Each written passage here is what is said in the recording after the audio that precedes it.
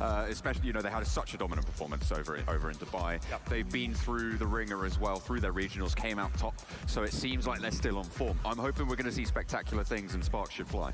Oh, there's some time passed. For me, I think the teams have improved overall, and watching the prelims as well, I think XQuest and Purple Mood is going to give them a fight to the edge.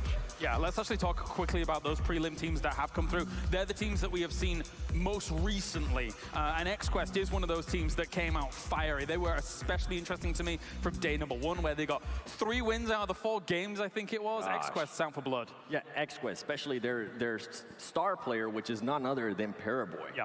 Will he be able to go ahead and have a good start? Will he be able to go ahead and just set the mood for that team? Because it appears that if he's able to go ahead and start hot, then that's going to go ahead and just trickle down to their teammates. I think that, you know, they absolutely fragged out their mind. The first day, phenomenal for them. But we can't forget the fact they were actually beaten out. 2 points were in it, so it was pretty close, but they were beaten out by Purple Mood in the end. So, you know, these SEA teams, they can take these Chinese region teams to task as well. So I'm hoping we're going to see, as I said, sparks fly. Those regions, I'm thinking, are going to clash pretty strongly there. Purple Mood also had an amazing run in the prelim, so of course they're extremely close, but I think it talks wonders to being able to have 37 frags in just 12 games. It's 3+ KD.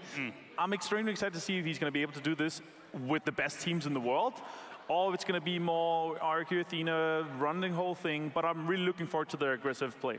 Yeah, and something to mention about Paraboy is he actually plays just with thumbs. He's a thumb player. Oh! In case you don't know, most of these pro players aren't actually playing claws. So they play either with 3 fingers or 4 fingers. So just the fact that he plays with 2 fingers and he's able to go ahead and do this, it is absolutely insane, and it just speaks to his skill. Yeah, definitely so. Let's shift our focus from some of the prelim teams as well as RRQ Athena that we've talked about briefly as well. I want to talk about Team Seoul because obviously they're one of the big fan favorites. John, I'm going to start with you for this one because I know that you were covering some of the content. And he is a fan. I'm a big fan. I'm a big fan. You know, subscribe to Seoul on YouTube and all of that. All of Mortal and the rest of them is, you know, they're phenomenal players as well. Yeah. This is the thing. Not only are they highly popular personalities within the Indian region, they are also incredibly strong. Right? We saw them top out the tables. They didn't have the best of runs at the start of the regionals. It has to be said. They weren't, you know, towards the top of the tables, but they got their act together. They pulled through, and you know, they really showed some spirit. So you know, my heart says Seoul for this one,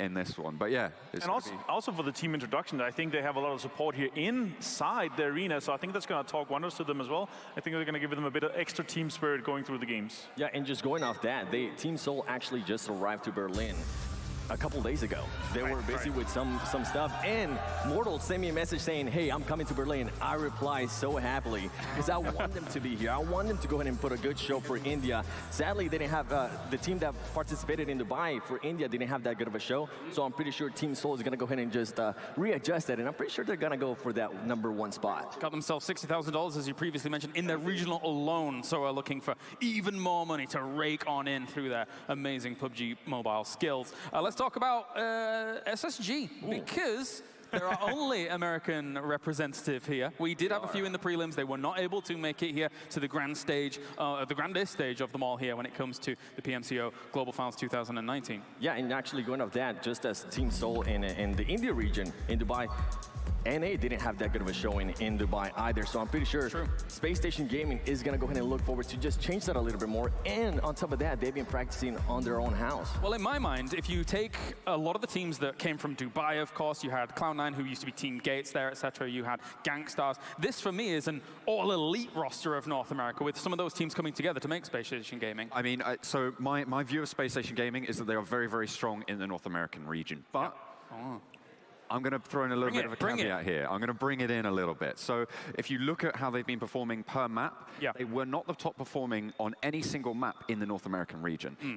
They did get a couple of seconds, so they are pretty good, but their name of their game is consistency. So that's where they shine. But the teams here today are really going to put them to the test. Will that consistency falter under the strength of SEA, under the strength of China, India as well? Are they going to be pushed?